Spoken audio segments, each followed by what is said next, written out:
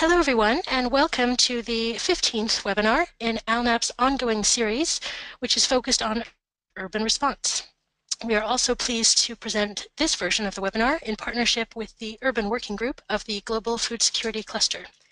My name is Leah Campbell, and I'm a Senior Research Officer here at ALNAP, and I'm going to facilitate the session today. Before I introduce you to our speakers, I'd like to thank colleagues Marina Angeloni from the Global Food Security Cluster and Dina Brick of CRS for working with me to put the webinar together. I'd also like to thank Alex Glynn and Christopher Aden, who are supporting this webinar and here with me at ALNAP behind the scenes today. The webinar today lasts for an hour and a half, and it includes 3 rich presentations and a Q&A discussion, which is a lot to fit in, so I'll be brief in my introduction. But before we get to it, it's useful for us to get to know a bit about who's here with us today. And so I'm going to introduce the speakers to you in a moment. And while I do that, you'll see I'm just going to open a poll to understand a bit about who we have here in the audience as well. So you'll see the poll in front of you. There's a few options. And so everyone listening in, please do let us know how much experience you have with urban cash programming. And while you do that, I will let you know a bit about our speakers today. Our first speaker is Mariana Kotothara, who is the Regional Response Cash Transfer Advisor for American Red Cross's International Operations Response Center. Her primary regional focus is Latin America and the Caribbean. Mariana is responsible for providing key strategic direction and lead operational management of American Red Cross or American Red Cross supported emergency cash-based programming in that region through support to Red Cross national societies and cooperation with the Federation, ICRC, and other participating national societies. After Mariana, we're going to hear from Anthony Dutemple, who is the Multi-Core Competency Program Development Manager with the Norwegian Refugee Council in Iran. Anthony's experience spans across emergency contexts from Afghanistan, as well as responding to protracted urban refugee and now Iran. He's worked in education, shelter, food security, livelihood, and protection. And throughout his career, he's developed a strong knowledge of program cycle management, has performed multiple needs assessment, and developed integrated program responses. His presentation today will be informed by his experiences in community development, working with local NGOs, and using cash transfers to respond to urban refugee crises. Our final presentation today will be from Julia Frontini, who recently joined Catholic Relief Services Humanitarian Response Department, having previously worked as a CRS emergency coordinator in DRC. She has over 6 years' experience implementing and providing technical support to emergency programs in Nigeria, DRC, Burkina Faso, Mali, and Ethiopia within food security and NFI, shelter and wash sectors. Her areas of expertise include monitoring and evaluation, technology, and cash-based assistance, and she previously worked for WFP and UNHCR. Finally, during the Q&R, we have a 4th speaker joining us today who won't be making a presentation but will be adding his expertise to the Q&A discussion. That speaker is Tahir Noor, who is the Chief of the Market Access Programs Unit in WFP based in Rome. Tahir joined WFP in 1990, having previously been a farmer in Sudan growing sorghum and sesame. Tahir has significant experience working across Africa and the Middle East in emergency and longer-term deployments. He holds a bachelor's degree in economics from Middlesbrough College and a master's degree in agricultural development from the University of London. So I'm sure you'll agree we have a huge wealth of experience and a range of experiences with us in our speakers, and so we're very glad to have them with us. I'm going to close our poll now and read out the results so we all know who else is in the room. 17% of you say you're new to cash programming and urban crises. 33% feel they know about cash programming but not necessarily urban. 10% are the other way around, who have some knowledge of urban but not necessarily about cash programming. 40% of you know a bit about urban cash-based programs, and 0%, none of you, have claimed to be an urban cash expert and wondered why you're not presenting. So it turns out we have the right audience for the webinar, a good spread of people, and hopefully we'll hear from you as well. Before I turn over to our first speaker, I'm going to just remind everyone, particularly those who haven't joined the webinar with us before, that you're all welcome to contribute to the webinar by asking questions and submitting any thoughts and your own experiences throughout the webinar. You can do so using the GoToWebinar control panel, where you can submit questions, and my colleague Chris will be looking out for those. And during the Q&A, we'll get to as many of them as we can, and we can also include some of them in our Urban Response Community of Practice after the webinar as well, if we don't get to all of them. So let's move on to the presentations. First, to give us a more global perspective, we're going to turn to Mariana, who's going to focus on how cash programs may or may not be different in rural versus urban contexts. And so just bear with me while I pass over the controls to Mariana, and she is able to load up her slides for us. So Mariana, over to you. So thank you very much, Leah. And just to start off and give us some context, American Red Cross's cash transfer focus, from an international perspective at least, formally started in 2011. And our focus to date has been on the delivery of cash in emergency situations. So this means we work in both urban and rural contexts.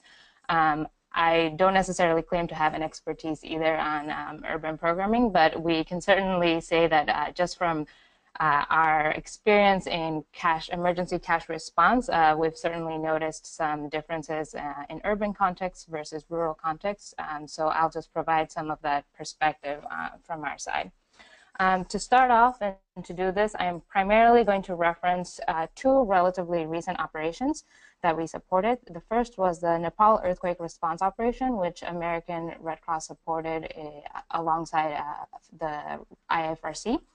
And in this response operation, we distributed unconditional cash grants of approximately $135 to help 40,000 earthquake-affected families meet their basic needs.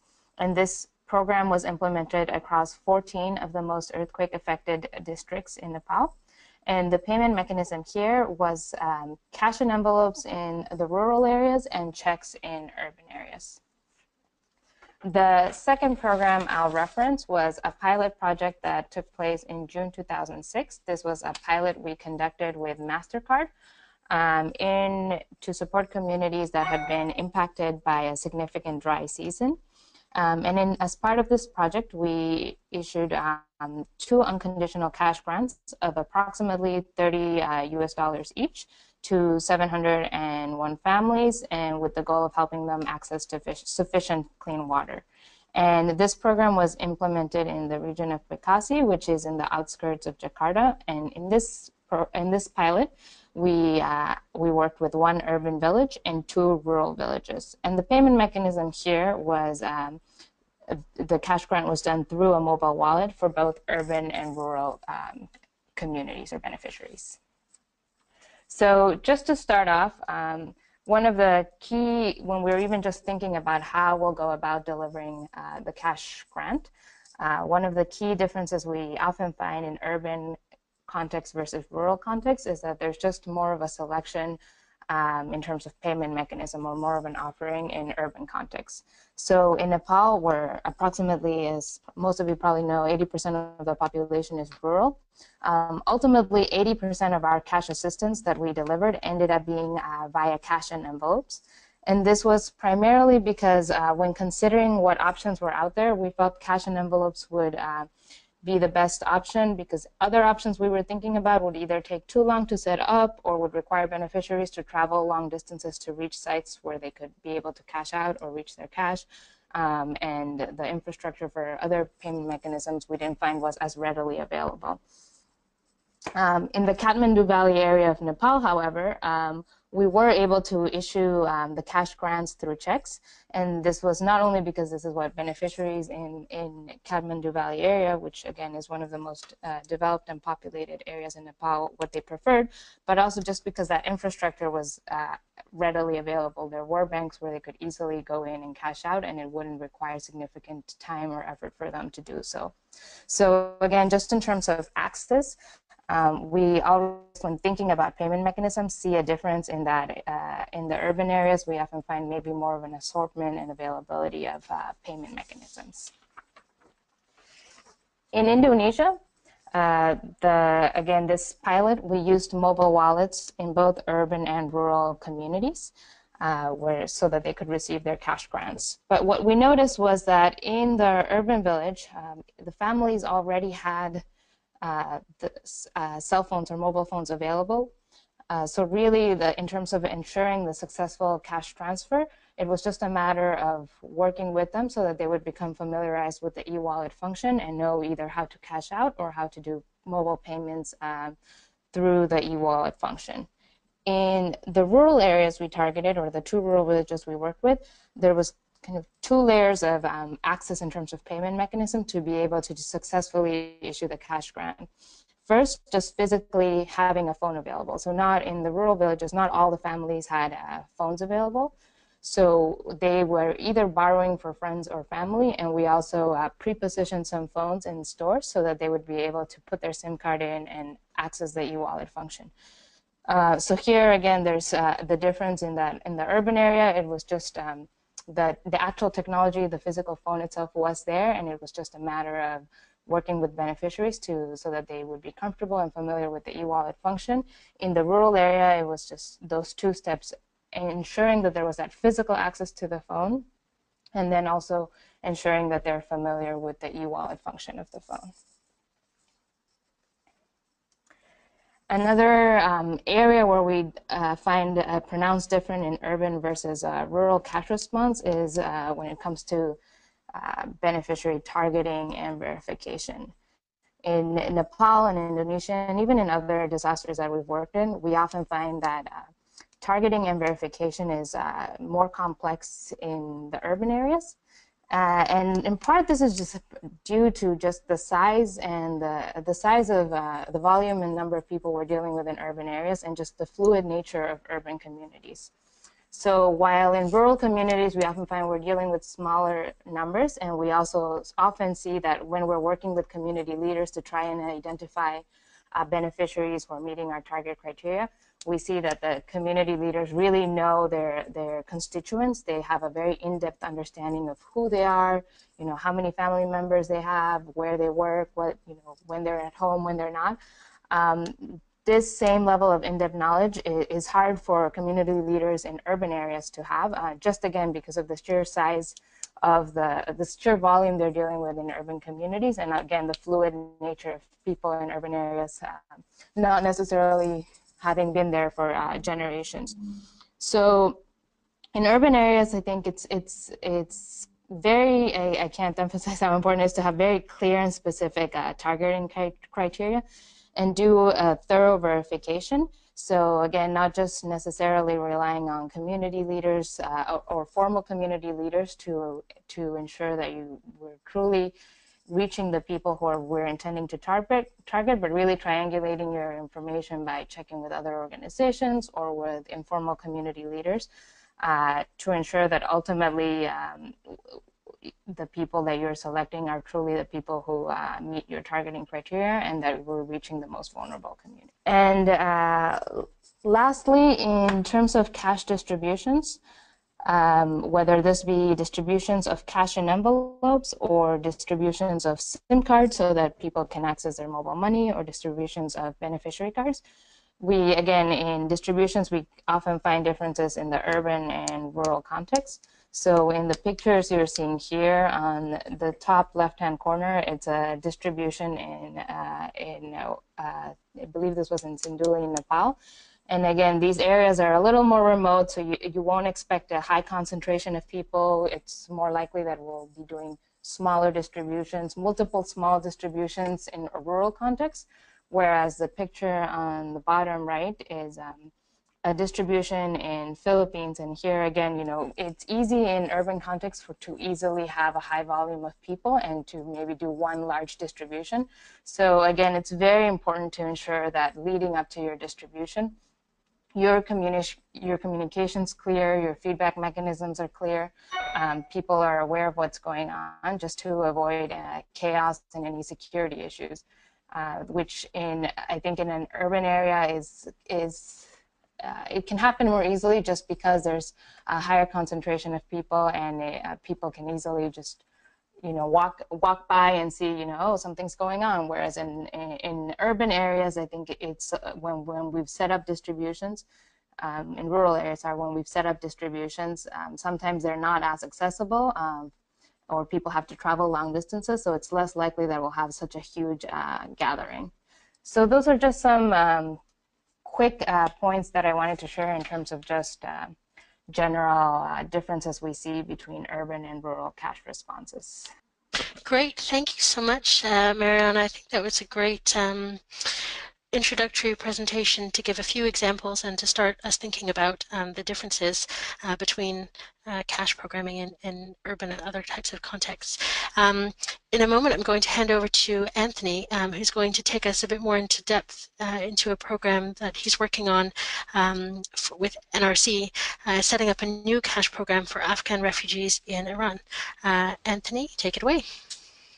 Yes, hello everyone. So I will present you some brainstorming we had with the team regarding providing unconditional cash assistance to Afghan refugees in Iran. So I thought it would be a good idea to share. So NRC have been working with vouchers, mainly in Iran, providing vouchers to have access to food and hygiene items in some designated shops in urban areas. And we are moving towards more unconditional multi-purpose cash grants. We are piloting now the activity, and so I will share with you the different topics we've discussed with the teams here and with the local partners. So first, just to give you an idea, there are around almost 1 million registered Afghan refugees in Iran. Those are what we call Amayesh holders who have a legal status. Then there are more than 600,000 Afghan visa holders. Most of them are students who went back to Afghanistan, applied for a student visa and came back to Iran. And then there is almost 23,000 Iraqi refugees. Added to that, there are around 2 million undocumented Afghan nationals who are invisible. They are not registered. They cannot have access to Amayesh cards. They are not considered as people of concern by UNHCR. And somehow international agencies are prevented to have access to those undocumented Afghan refugees in Iran. 3% of the registered Afghan lives in settlements and they receive blanket assistance by WFP, while 97% live in urban and peri-urban areas. In some what they call allowed areas, there are a lot of no-go areas as well, so there is no freedom of movement. So these are the data that we have now, although we have to keep in mind that there is a lack of accurate data. There is a lack of official accurate data by the authorities and available by the UNHCR as well. So it's quite interesting and challenging context, I would say. So during our visits with and focus group with the communities, financial assistance has always been flagged as a critical needs and top priority with all Afghan families, mostly documented Afghan families. Here again, we can have access to undocumented Afghan families, but it's quite difficult. Inflation rates, the increasing overall cost to have access to this Amayesh card. So the Amayesh card is the refugee card that provides the legal status to the Afghan refugee. This Amayesh card needs to be renewed every year or every year and a half, and it has a cost, and it has a cost around 80 USD per individual in the family. And this cost has increased by 84% over the last 10 years. The education fees as well, and of course the limited livelihood opportunity can justify these needs. The labor market is not open for Afghan registered refugees. There are only a certain types of positions open, mainly in the construction works and in the agriculture field. So these limited livelihood opportunities, regular fees to have access to the refugee status as well as education fee is clearly a challenge for these families. So NRC cash priority intervention are defined as urgent financial assistance to prevent families from slipping into destitution, as well as unconditional financial assistance who provide families with complementary support to help meet their urgent needs. So here we provide cash. It's unconditional, but we strongly encourage the family to use this cash to renew their MIH cards so that they have access to legal status and therefore have access to better protection. The challenges, as Mariana somehow touched base already, it's quite difficult to target in urban settings. In huge cities like Tehran, you can imagine that it's really difficult to target the most vulnerable. Lesson learned from the previous program that we designed. So we used to provide vouchers so that families can have access to food and hygiene items in designated shops. During the post-distribution monitoring, these families, although were somehow satisfied with the amount and the possibility to buy food, they also said that they would have loved to be able to use the money to pay their emergency bill, or for instance, to be able to use the money to have actually access to the work permit. Here again, Afghan refugees need to have access to a work permit to be legally entitled to work. This work permit needs to be renewed every year and it costs 70 USD. So the families were saying like, okay, we appreciate the voucher, but we would have loved to use some of the amount to pay so that we can renew our work permits. Some families also said that the designated shops were not very accessible. And then finally, with these vouchers, we had to share the name of the beneficiary and their MIH number, and therefore we could not provide these vouchers to undocumented Afghan families who are somehow the most vulnerable. We did some survey as well. So there is more than 90% of the documented Afghan families who have access to a bank account. So it's quite interesting. And most of them have also a debit card. But how can we provide financial services for those undocumented Afghan families? So this is the challenge. So when we brainstorm with the team to discuss about the unconditional cash assistance, multipurpose cash assistance, firstly we defined our target group, and it's involved to have really a clear statement from NRC. What's our organizational mandate and priorities? For NRC, it's to make sure that people have access to their rights and exercise fully their rights and have access to protection. So when we think about risk and vulnerability, vulnerability of documented families is completely different from vulnerability for undocumented. And vulnerable to what? Vulnerable to deportation if they are undocumented, or different vulnerability depending on the gender. So we brainstorm a lot about that. We discussed with the team also the link between poverty, food security, and protection. Economically vulnerable define people who are unable to meet their basic needs for lack of money. But what is the relationship between food insecurity and economic vulnerability? Then when we discuss about the assessment of the communities, so there are some definition of poverty done by the government of Iran with some criteria, but we are not fully satisfied with those criteria. So we decided to engage more with the community, trying to understand if there are some poverty pockets in urban settings, in the suburbs of the big cities. We try to make some desk review of data available. Here again, it's quite challenging. There are very few data available. We discussed with some local NGO as well as some other INGO. We are 3 INGO in Iran mostly.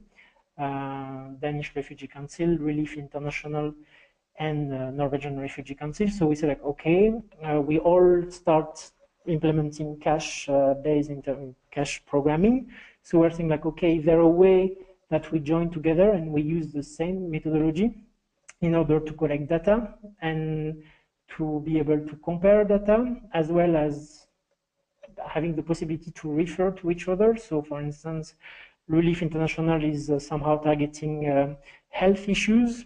So if we are able to know their vulnerability criteria, then we should be able to create a referral pathway and to refer beneficiaries to Relief International. So if these are all the points that we've discussed with the teams, and also, okay, how do we want to do the assessment? How can we make sure that, again, we have access to the most vulnerable? So the idea that we have teams who are doing home visits. We have also the possibility of Afghan refugees to approach us towards NRC community center or towards NRC community focal points. So this to make sure that we have access to everyone and also to the urban poor, as they are called here. Then how to identify. So here we have to narrow down a minimum set of information needed for the actual targeting decision. So here we want to make sure we target the most vulnerable. As you see in the previous figure, there are a huge number of Afghan refugees. How can we make sure that we are doing the best use of the funds? If we identify families who may not have need of cash, but who have other needs, can we be able to provide a referral so that to another agency or to another local NGO so that the family receive adequate assistance? Using community workers, and as well having the scorecards who allow us actually to narrow down the set of information for the actual targeting. And here as well, how can we make sure that as we cannot do a very comprehensive assessment, how can we make sure we have some exception as well, that high vulnerable, extremely vulnerable families who may not meet these criteria can also be included.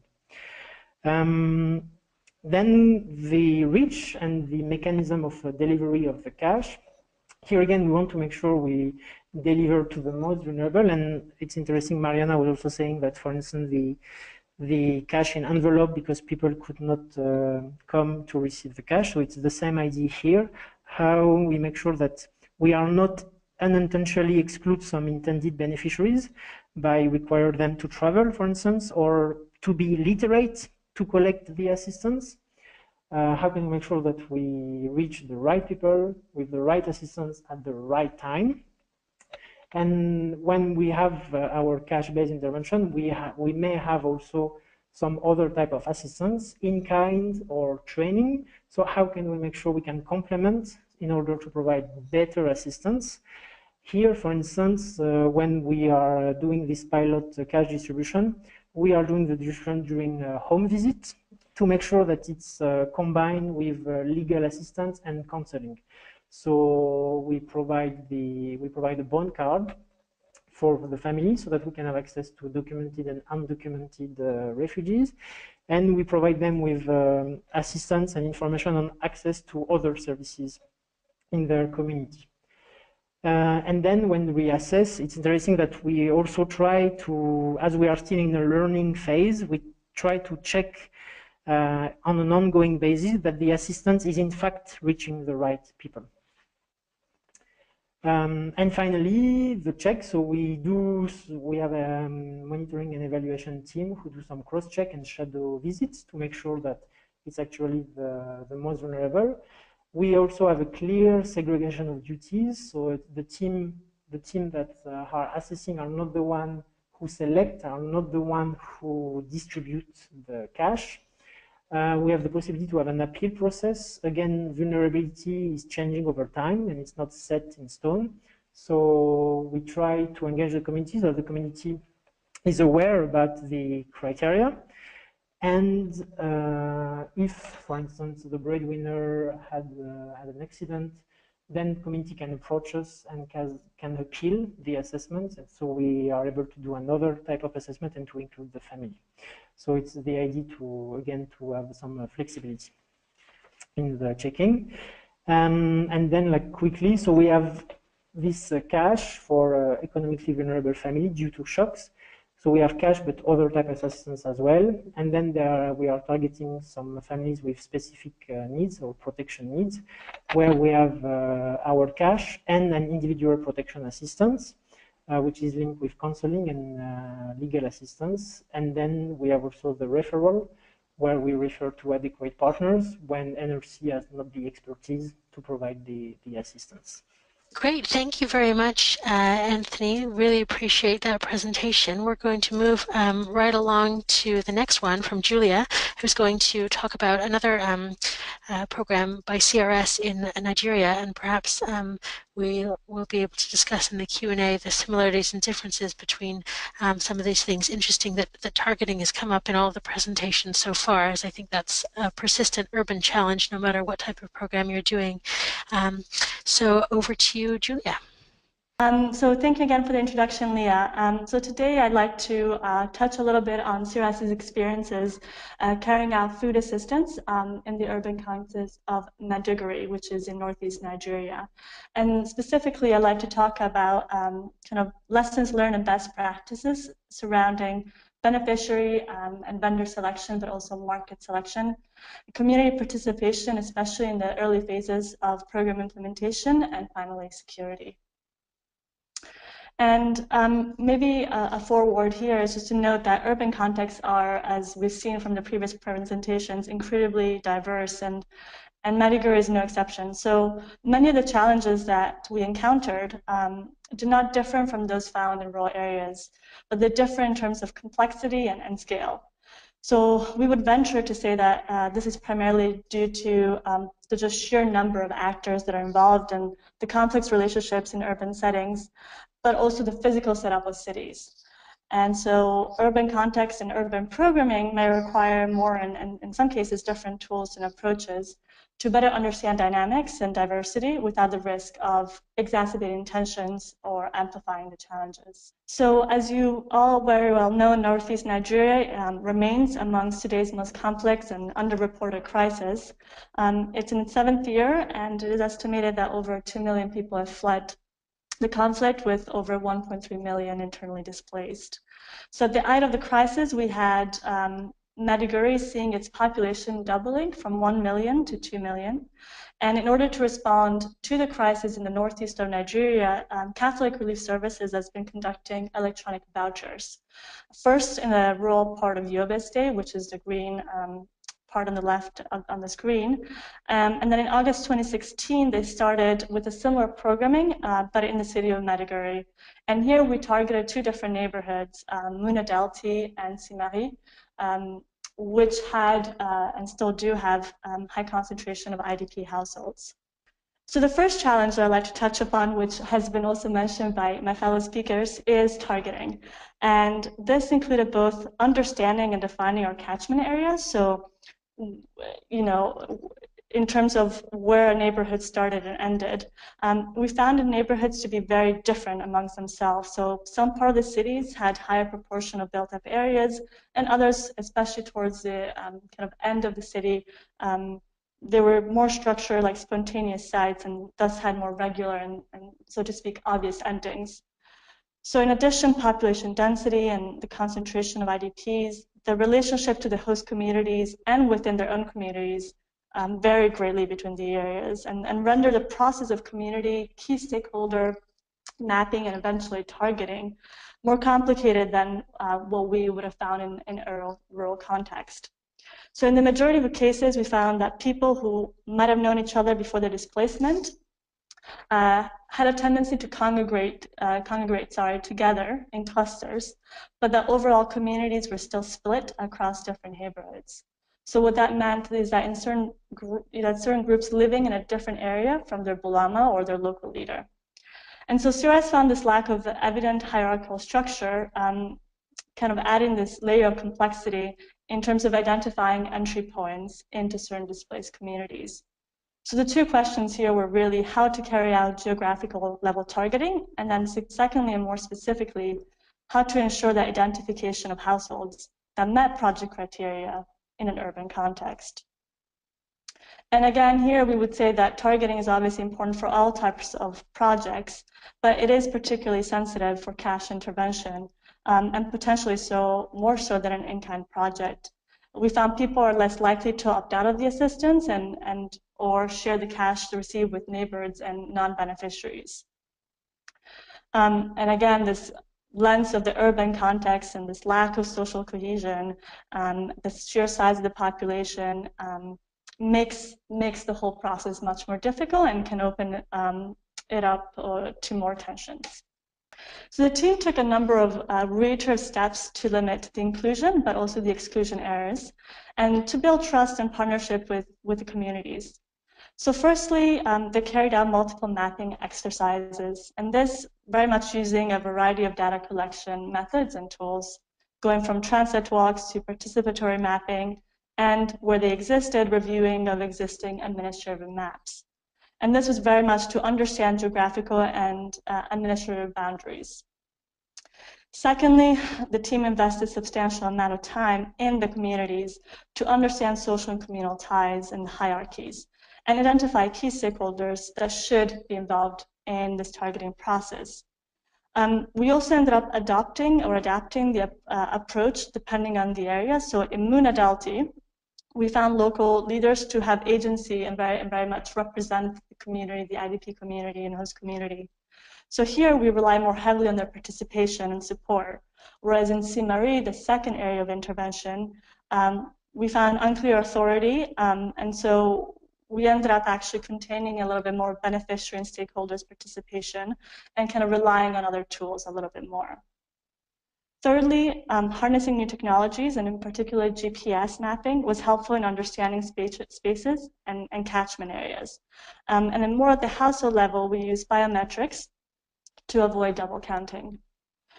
Finally, and of great importance, not only in targeting but throughout the program implementation, was the role played by our own partners who, thanks to their experience and knowledge of cultural norms, but also of the urban setting in which we were operating, really facilitated and supported our efforts, again, from the targeting all the way to the end of the rest of the project. So here you have two photos, or two screenshots. On the left, you have Munadalti, where, as you can see, the red dots are the households that were targeted by CRS, and kind of the black outline is the actual area of intervention. And CRS was very successful in these kind of more spontaneous-like sites, shall we say, in identifying all the IDP households living within the catchment area, but also that were eligible for assistance. On the right side, you have a snapshot of Simari. And again, the yellow are the households that were registered, and this is during the first round of registration. And in purple, what we found to actually be the neighborhood and the catchment area. So in order to finalize the targeting exercise, CRS carried out a second round, covering the remaining of the space. And what the team did here to facilitate the process was divide this larger catchment area into small, more manageable bits, which greatly then facilitated the activities, targeting, and also program implementation. So here I'd like to talk a little bit more about vendor identification and market selection. And again, in this urban setting, and unlike rural areas, we found multiple markets, varying in size, varying in their functionality and organizational setup. So with some having market committees being very active and some not having them at all. And most importantly, perhaps, varying in accessibility to beneficiaries. So beneficiary accessibility was a problem. Many of our beneficiaries had never ventured, these are IDPs, had never ventured to some of the larger, more central markets. But the markets that were closest to them did not necessarily have the capacity to meet the increase in demand or supply all the goods covered by the project.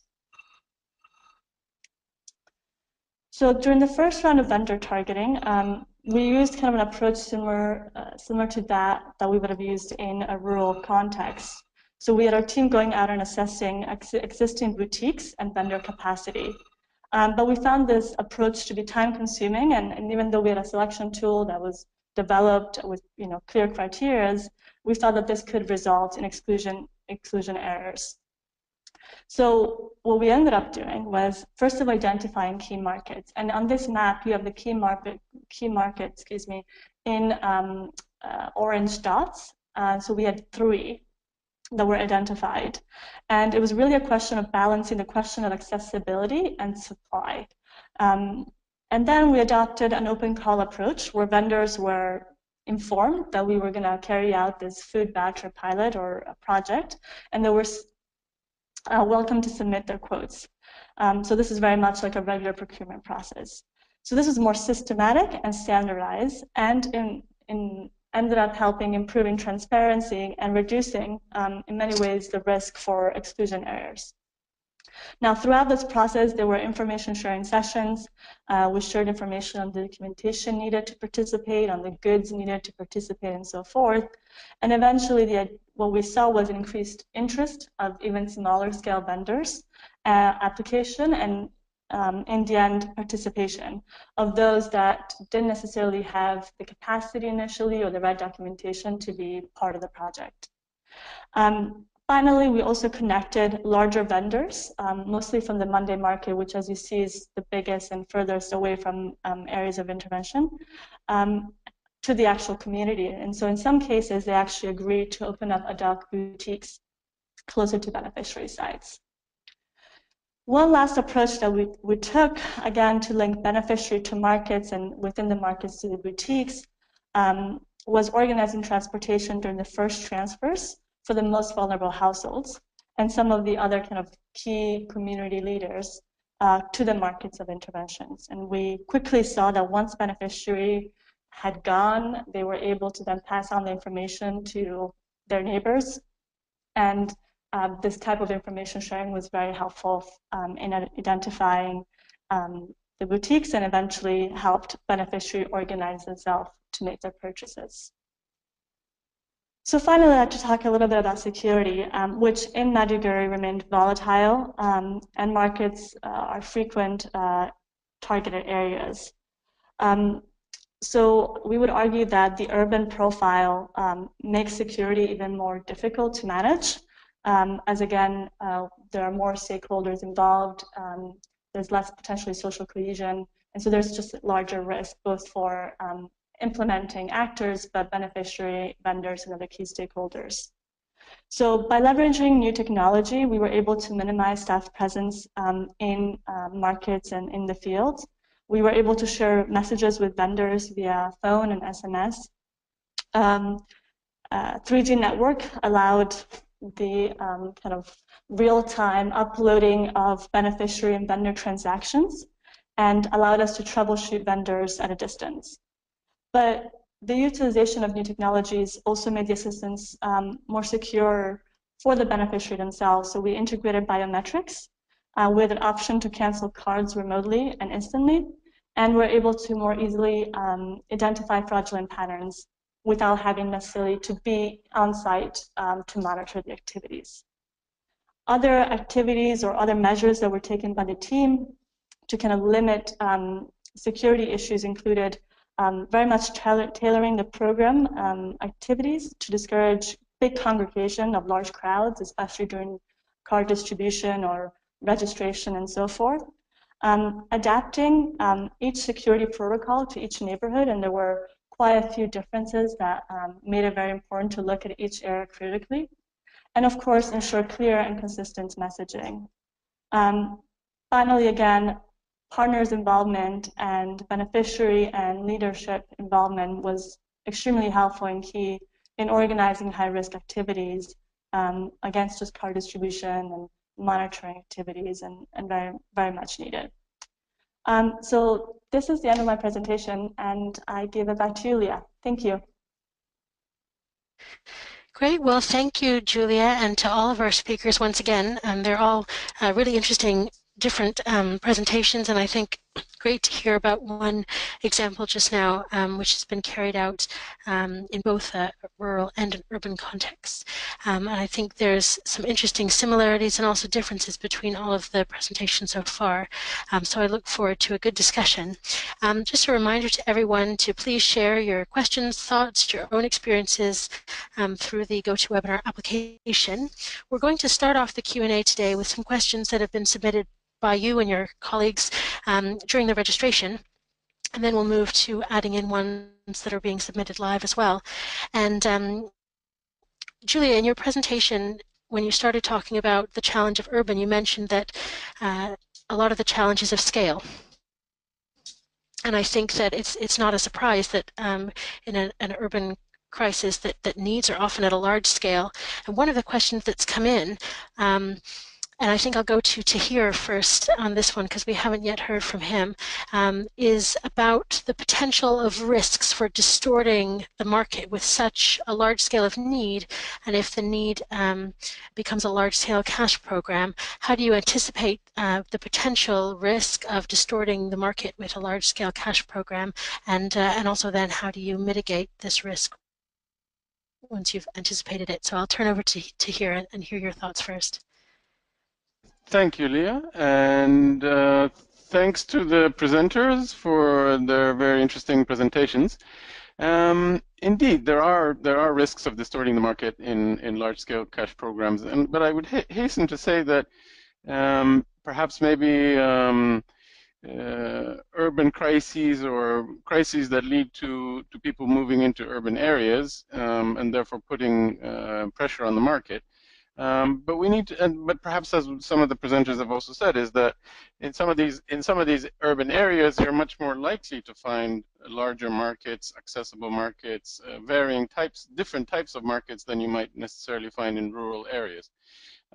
So looking at distorting the markets needs to be something that permeates any type of cash-based program, whether urban or rural.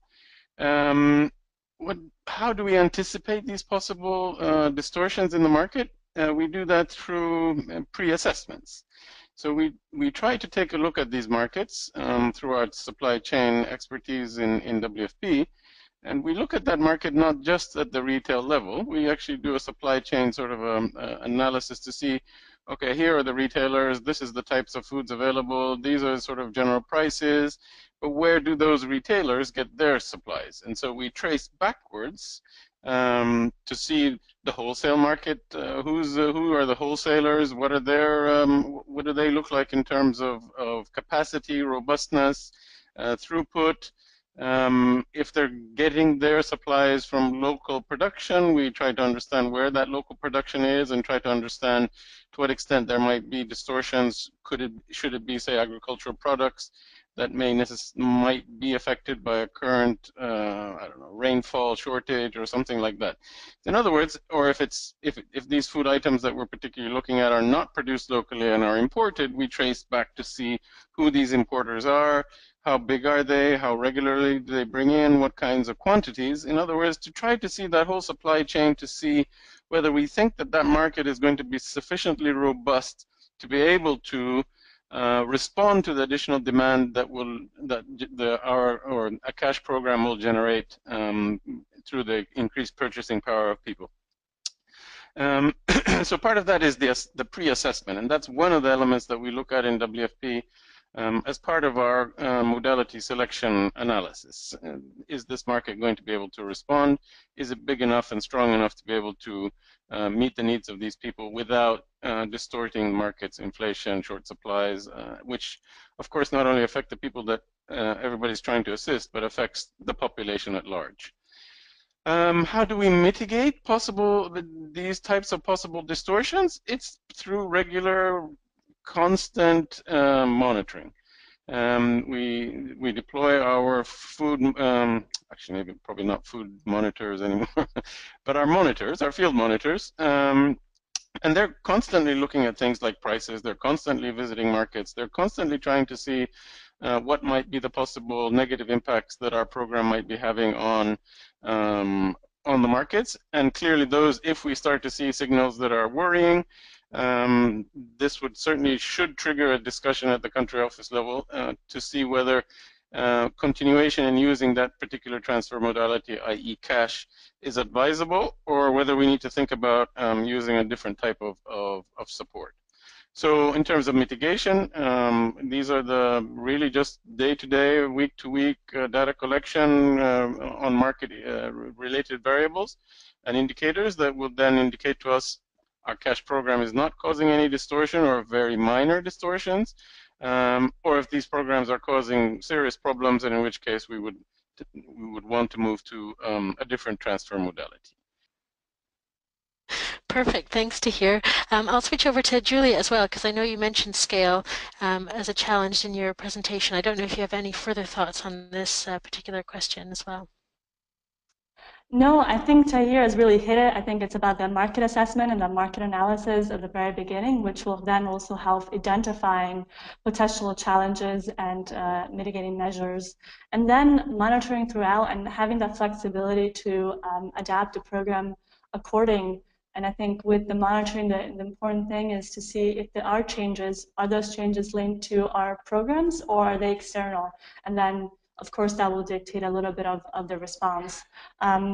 So I think those are kind of the two main things that I would also underline. Okay, great. And one of the things that Tahir just mentioned in terms of risk is that that's one of the considerations for selecting the modality. And this is something we got quite a few questions on when people were registering about how you determine the best modality for use in an urban context, and also whether there are different risks to account for with different modalities. So I think this one flows nicely from what we were just talking about. And also, Mariana, in your presentation, you mentioned that in urban, there are often more options for modality or mechanism to choose from. So maybe I'll start with you and pose a question to you. How do you figure out, with so many choices, how do you figure out what is the best modality to use in the urban context? Sure. I think part of our process, and I think this is independent of whether it's urban or rural, is we consider a variety of criteria to figure out what is the best modality, and these include thinking about first of all, what's our program objective? What's the purpose of this cash? What do we want this cash grant to support? Typically for us in the immediate aftermath of the disaster, we're typically doing unconditional grants to help meet vulnerable populations' immediate needs. But other criteria that we consider is, again, speed. How quickly can we issue the cash grants, and how quickly can we deliver the cash grants, and what type of payment mechanism will allow us to do that? Thinking about, again, ability to scale up if we are reaching a large number of people. For example, in the example of Nepal, the target with the response operation we were implementing as part of the IFRC response, reaching 40,000 households, that's quite a large scale. So thinking about what can we do quickly and in that scale. So again, there's a lot of criteria, including program objectives, speed, what allows us to be flexible, how can we scale up, and I think most importantly, thinking about the beneficiaries we have in mind, what's their preference, what is acceptable to them, what they're comfortable with. So again, taking all of that into account, we definitely do an analysis of all these criteria and think of what works best in the given context we're in. In terms of cash and envelopes, sometimes I would instinctively say for urban areas, probably just from a high-level perspective, wouldn't necessarily be the first go-to choice. In Nepal, mostly rural areas, and we felt that there weren't significant risks. We consulted with a lot of the communities and stakeholders, and again, managed distribution so they wouldn't be quite large-scale distributions. Because again, that was a consideration in that given context. In other urban disasters in Ecuador, for example, we issued prepaid cards. So that way beneficiaries would receive the card. It wasn't something that was very visible. So ultimately, I think it's just a matter of looking at all your objectives, what beneficiaries will prefer, what will allow you to be flexible and be able to deliver cash, at least for the emergency context, as quickly as possible to support people with their needs. And it really is quite a balancing act, and I would emphasize that what's important in doing this assessment of determining the best modality is really engaging your stakeholders in the discussion so that you're accounting for all different perspectives as you're looking through all these criteria. Great, thanks so much, Mariana. I think Anthony might have some thoughts to add to this one as well, so I'll turn over to him next. Yes, so quickly, so before, here in Iran, before choosing the best modality, we we actually first ask ourselves if the urban economy is actually cash-based or not. Then, so if it was not cash-based, we would have considered any kind of assistance. Then we ask ourselves if the most vulnerable have access to those markets, and if the goods, basic goods available for the most vulnerable are usually accessible to these urban markets. So we ask all these primary questions, and then we review the various options available. It's not because they are available that these services are accessible, so we were very cautious about that. So we studied different institutions, banks, post offices, money transfer businesses, mobile phone companies, what's available, what's accessible. We took into account as well the costs per beneficiary, cards, check, transfer fees, the hidden costs, is there any withdrawal fees, startup costs, and then the option has been reviewed in a ranking in terms of okay, time to travel to the location to receive the cash, proximity to the beneficiary's home, the flexibility as well, and the portability of the mechanism. We use the type of matrix, I would say, like scoring matrix for deciding the most appropriate CBI.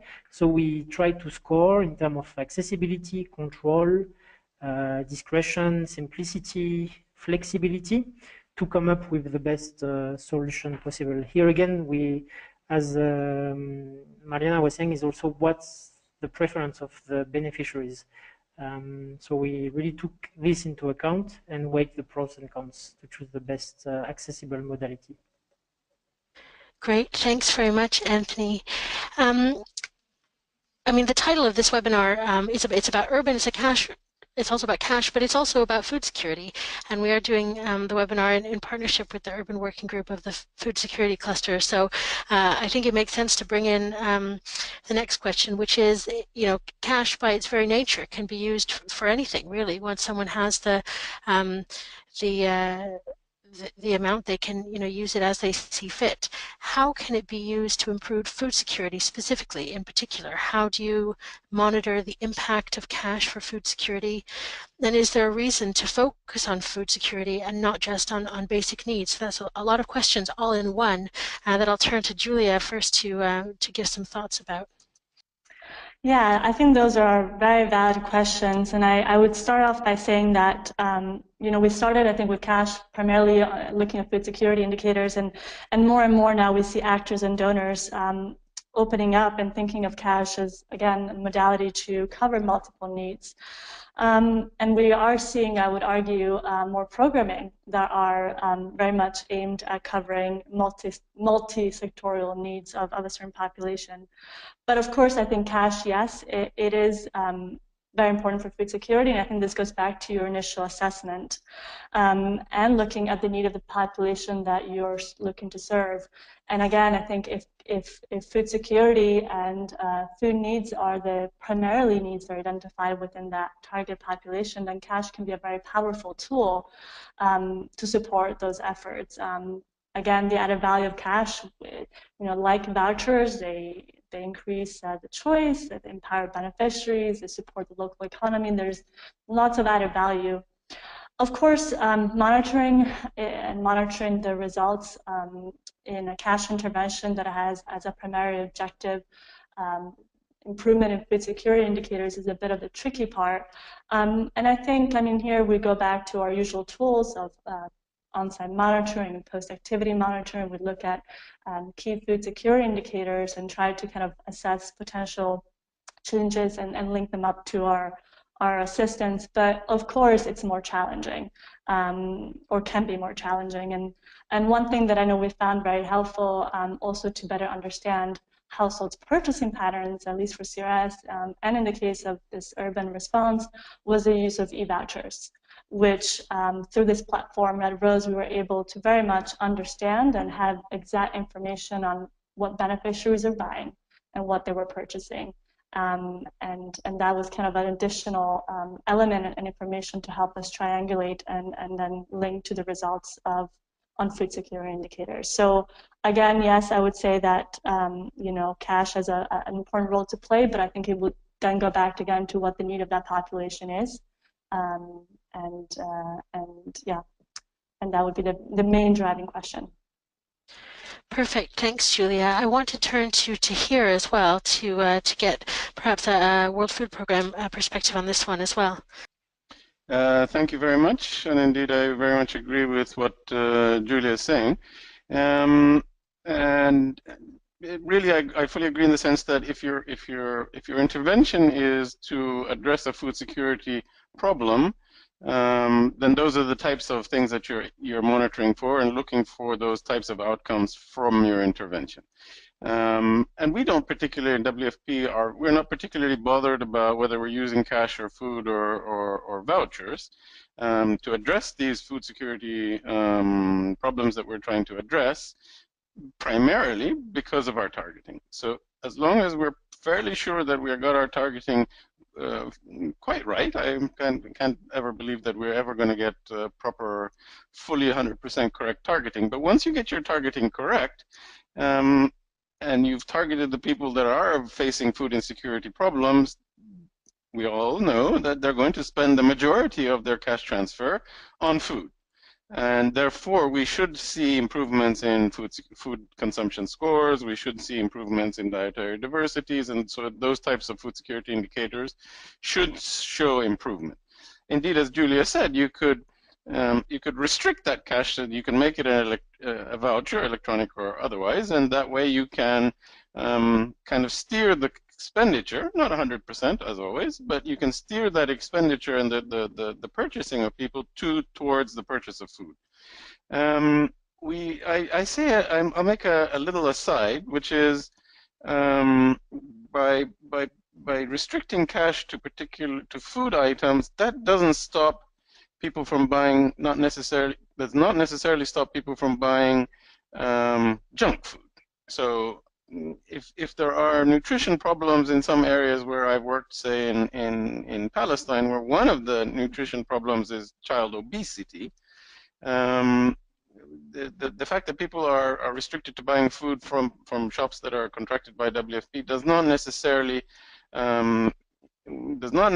mean that people are going to buy the right foods from a nutrition perspective.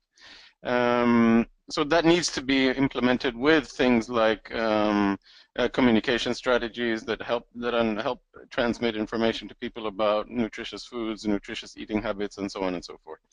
And that sort of brings me to the basic needs question is, well, if we are transferring cash to meet basic needs, which include food, but then include other elements, indeed you will need to be trying to monitor for, and in fact we think because people spend a majority of their cash on food, but if they do have additional cash resources to do things that are going to be complementary to achieving food security, for example, getting access to clean drinking water, another huge component of getting people's food security and their nutritional status improved. So moving into multi-purpose cash and to cover the basic needs of people, including the component of food security, if food security is a problem, we then need to do sort of monitoring of these other indicators in terms of if we're providing transfers for shelter, we hope to see improvements in where people are living, etc., etc. Thank you.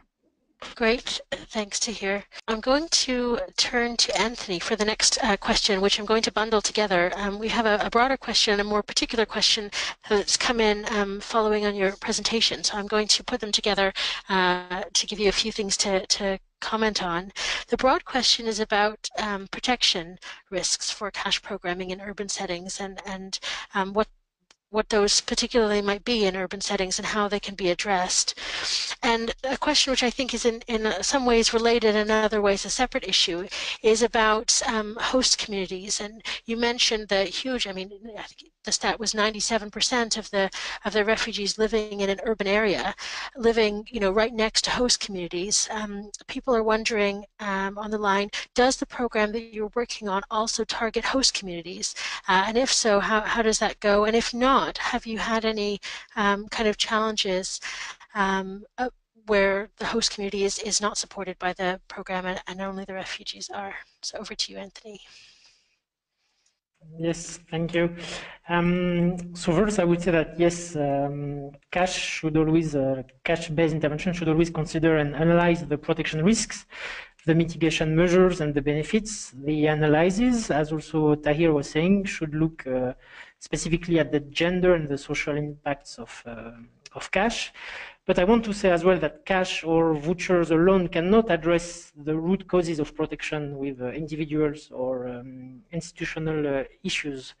So it's important for the organization to mainstream protection, so to target the most vulnerable.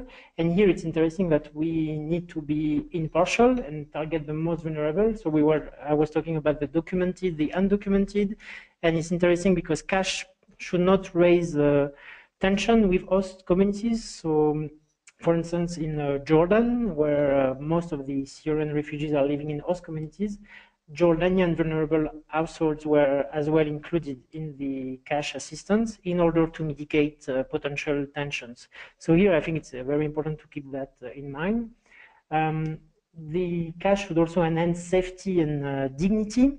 Here we have also to be a bit cautious because urban programming handles a large volume of data, and how can we make sure that we protect this sensitive data sometimes, especially when we're talking about possibly undocumented refugees?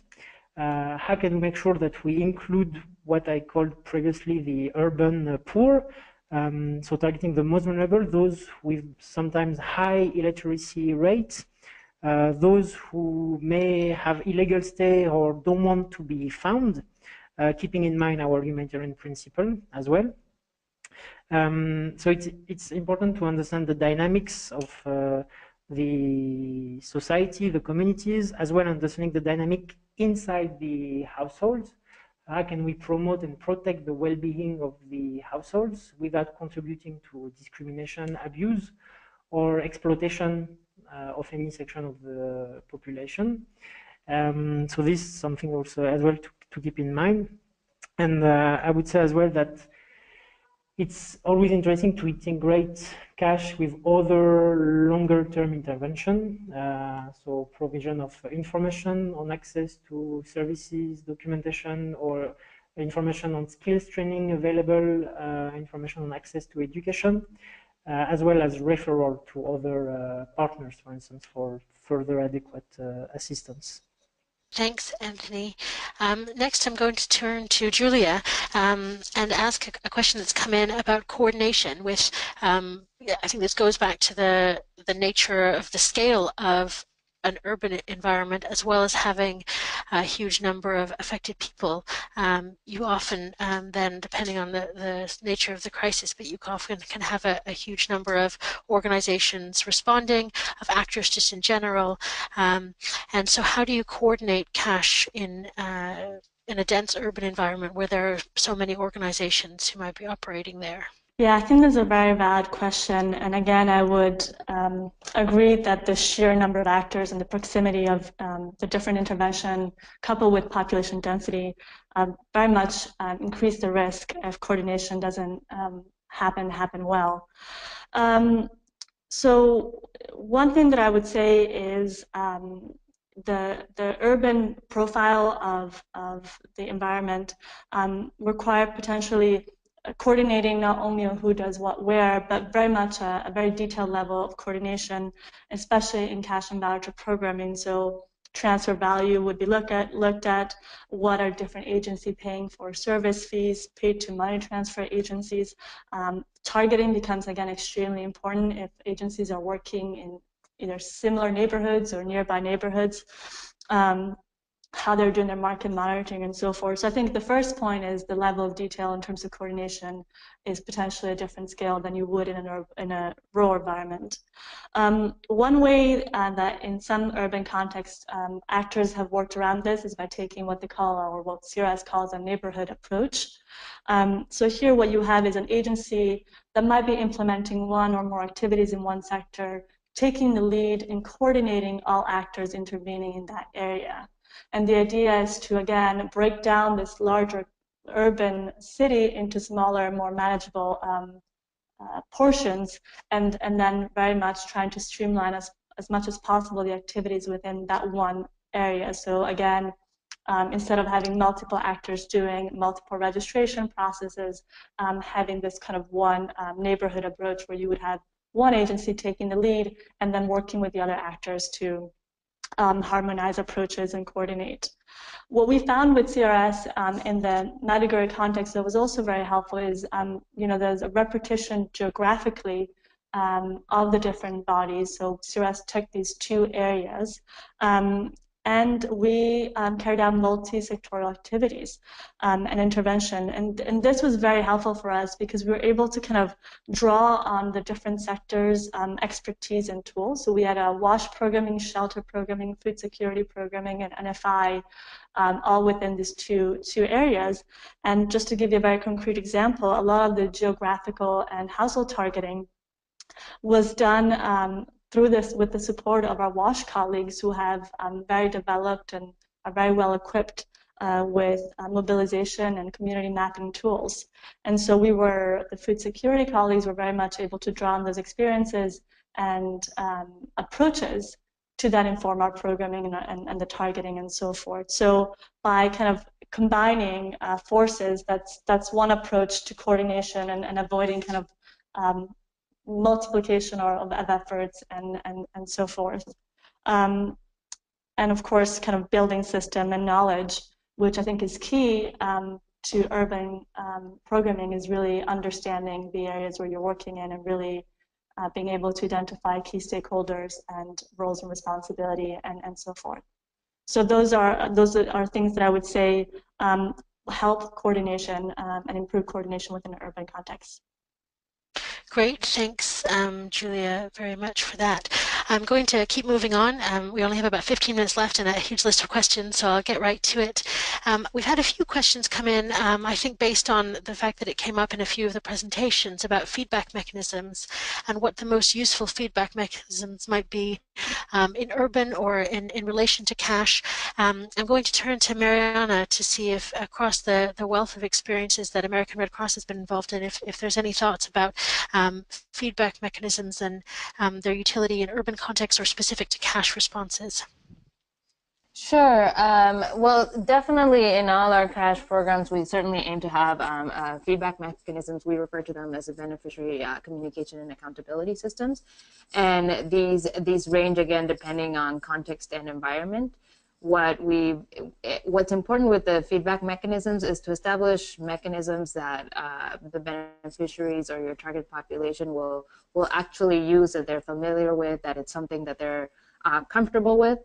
So that can range in for example, in rural context. Sometimes in Nepal, we've done suggestion boxes, and again, communicating to suggestions and feedback boxes and communicating to beneficiaries, put in your feedback, we'll come collect it, we'll review it, we'll make sure that we're following up on it.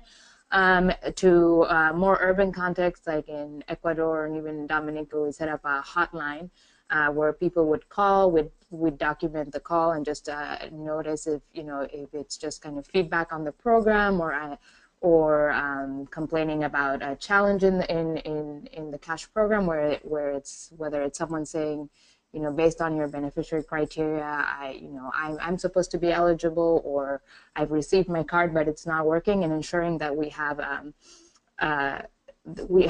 adequate follow-up and timely follow-up. So I think in terms of the actual feedback mechanisms, there's a variety of those, and I think it's a matter of implementing or putting forth a balance of somewhere that allow people to also provide feedback anonymously. So, for example, when we've set hotlines, the people responding to or recording the feedback on the hotlines are not associated or are not closely involved with the program, so to provide that distance, and also giving people the opportunity, if they're comfortable, to provide feedback directly. So coming to the local Red Cross office and noting their feedback. Another important point with these feedback and accountability mechanisms, I think the importance, I think, is also that it's important to have those readily available as soon as we're even thinking of the program. For us, those feedback and accountability mechanisms are not only just for our target beneficiaries of our cash program, but for the greater community. And they serve as well to ensure that, by the time you're reaching your cash distributions, people are aware of what the program's for, who that program's targeted, they're clear on who's eligible for that program or not. And again, key to that is also ensuring that we are doing adequate follow-up. Great, thanks, Mariana. I'm going to quickly turn back to Julia as well to add some more thoughts on this one. Yeah, I just wanted to add that I think in an urban context, what we'll be seeing is that more feedback mechanisms are probably better than just one or just one, which is maybe what we would use or prefer in a rural context. So multiplying the way that people can provide feedback, again, to address the fact that you have a variety and a very diverse population. And again, looking critically, if you're intervening with an urban context in different areas, at whether or not they would be the same type of feedback mechanism or different. And of course, the tricky thing here is that the more ways that people can provide their inputs, the more it becomes to manage. But I think in an urban environment, again, talking about these multitude of profiles and different level of understanding and background and potentially less social cohesion and less of a community feel, multiplying feedback mechanism can be very helpful in making sure that you're reaching everyone and that everyone has access and a voice. Great, thanks, Julia. One of the last question areas I'm going to pose, and I'll turn first to Tahir, so I'll give you advanced warning, is there's quite a few questions come in around the topic of informality. And I think those of us who know about urban context recognize the huge amount of informality that exists in any city, really. And how do you account for this informality, the informal markets? Some specific questions that have come in are about whether certain mechanisms have more of a positive or any kind of impact on informal petty traders, as well as in terms of thinking about vouchers and the potential of pre-selecting designated vendors. Does that undermine existing kind of market patterns or networks that might be informal if people are used to, doing their shopping through informal markets? Does selecting a more formal shop to use in a voucher program, does that disturb the informality that exists, that is the reality of a lot of urban spaces? So I'll turn first to hear your thoughts about informality. Thank you, Leah. We recently conducted what we called an experiment in Lebanon and in Jordan, in which we designated some of the Syrian refugees to be able to use their electronic voucher to remain as an electronic voucher. We gave a similar group of households the option that their card would then only operate as an ATM, and therefore they could go and withdraw cash. And we did a third group in which the same number of households were given a choice. That card could either work as the ATM or work at the shops, and people had the choice to decide. They could either use it all as cash, they could go and spend some cash and use some cash and then use some of the resources that they had on their card in the shops. We found that in fact, a lot of the people who were given the cash option, their use of the WFP shops dropped significantly. They really not stopped completely, but only about 20% of the amounts of money that were loaded on their cards were actually used in shops that WFP had contracted. And we asked where did these people go and buy their food items, and it became very clear that they that they were very sensible shoppers. So they would go and buy, for example, their fruits and vegetables at fruit and vegetable stands where they could get a better deal on basically the same quality of food that they could have gotten at the WFP shop. And yet they were going back to the WFP shop for specific items that they knew would be on sale or cheaper than if they were to buy it elsewhere. All to say that I'm not familiar with the term informality, but I think I've sort of gotten what you're pointing to. But in fact, one of the things that when we were talking about our intervention for the Syrian refugees in Lebanon, Jordan specifically, one of our fears was that in both these countries, the retail sector was very solid, very well established, very well integrated, and therefore we were worried that if we gave people cash, that in fact they would go to markets that were less well integrated, less robust, and that's where we might start to see some of these distortions that we were talking about earlier. We don't have the data that will tell us if there have been any distortive effects in terms of people using their cash in smaller markets, as far as we could tell at the moment, and we have one last round of monitoring that we need to do to be able to come to a conclusion on this, but nothing at the moment indicates that there's been any, let's say, negative effects on these informal markets, and in fact people have been, let's say, making their transfers work better for them in terms of variety and quantity of food that they could purchase with the given transfer. You hinted about something about the shops that we contract and so on. And we have different experiences. Lebanon, perhaps Jordan, where a lot of the there is a huge retail sector. It's pretty well accessible. In the refugee camps, for example, in Jordan, we had to sort of contract a supermarket to establish a presence at the camp. But really, the selection of stores, we try to do it pretty much like what CRS was talking about in Maiduguri, really trying to make sure that those shops are selected on the basis of proximity to where most of the people are, or at least that we have sufficient number of shops so that they're in close proximity to where the people that we were serving were located. I'm not sure I've covered everything you wanted me to talk about, Leah, but if there are more specific issues, I'm more than happy to contribute further. Great, thanks to hear. And as we get into the last few minutes of the webinar, I'll start making my final rounds for final comments from our various speakers. I'll turn now to Anthony to see both if you have any further thoughts to add to Tahir's thoughts about informality and the impact on the informal sector of cash programs, as well as any thoughts you have about the challenges that still remain relating to urban cash programming and what evidence we still need to gather and how we need to get it going forward. Yes, I think it goes back to what Tahir said. I think the beneficiaries of cash assistance, they know very well their preferences, how to use the cash and where to go to get the best value for what they receive. So this is quite interesting to engage with the community and to have proper understanding of the dynamics in the targeted communities to really understand this. In terms of challenges relating to urban cash programming, I think there is still the question of how can cash-based intervention with other objectives, such as food security, for instance, more concretely incorporate protection objectives into the program design. And there have been several surveys and literature review about protection outcomes in cash-based interventions, but there are some still contradictory findings. So this, I would say, it's still a challenge to properly understand this. Then can be also tracing to the challenges to cash transfer are not apolitical, I would say.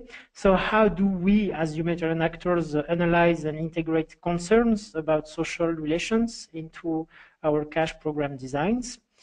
And then still the issue of targeting. And for instance, this goes back to the point that Julia touched about these dense urban environments where it can be difficult to coordinate cash programming.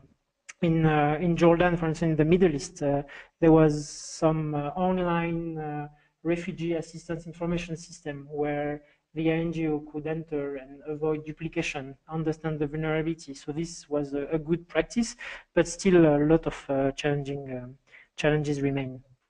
Great, thanks, Anthony. And a similar question to Mariana, just as we wrap up. Any thoughts on the challenges that still remain regarding urban cash programming and what evidence is missing and how we get it and move forward? Yeah, I would also say, again, we've all the panelists have touched on this, that in terms of targeting and then just the scale of cash programming, it can be complex in urban settings. So I think one of the challenges, the main challenges I see, is being able to deliver cash in a timely manner and also at scale. And I think a key part to this is really putting that emphasis on the preparedness component of delivery of cash. So being able to understand just community structures and how they're organized and how they work, and what populations you're working with, and also just being able to do advocacy for cash transfer programming prior to the need to do it. So while in rural settings, if, at least for us from our experience, if disaster happens and we are looking to implement a cash program and we're talking to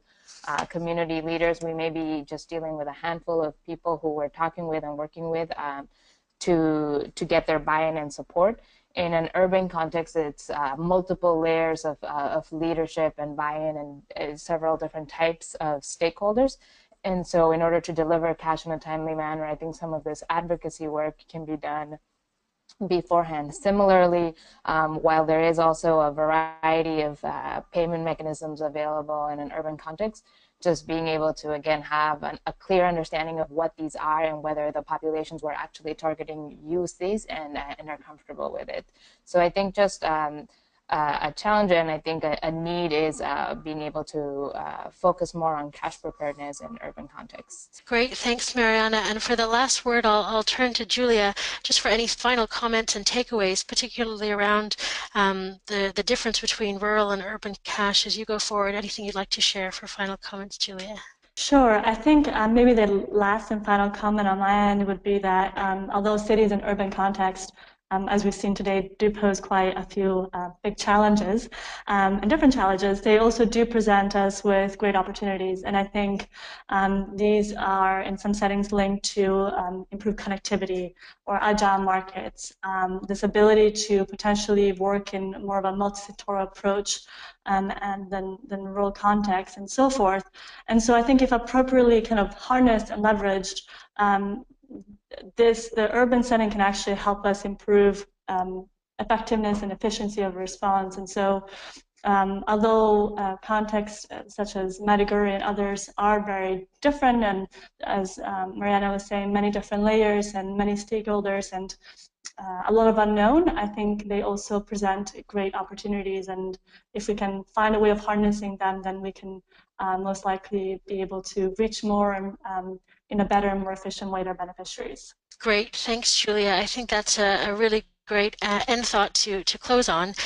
So as we reach 3:30 here in the UK, I'll say thank you to all of our speakers today, as well as those who helped to organize the webinar, those behind the scenes today, and as well you, the audience, for sitting through the last hour and a half with us. I know that there are tons of questions we haven't gotten to, and so we do have the great opportunity of having the Urban Response Community of Practice, which if you're not already a member of, you'll receive an invitation to join in the next day or two, where we'll hopefully put some of the questions that haven't been answered or those that require further discussion and experiences shared into the COP. My last request before I say goodbye to you all is that when the webinar ends, you'll see a survey pop up on your screen. It's quite quick, and it really helps us to get some feedback for future webinars to know exactly what you thought of today's session. So please do fill that out. Thank you once again, and we look forward to your participation in future webinars. So with that, I will bid you all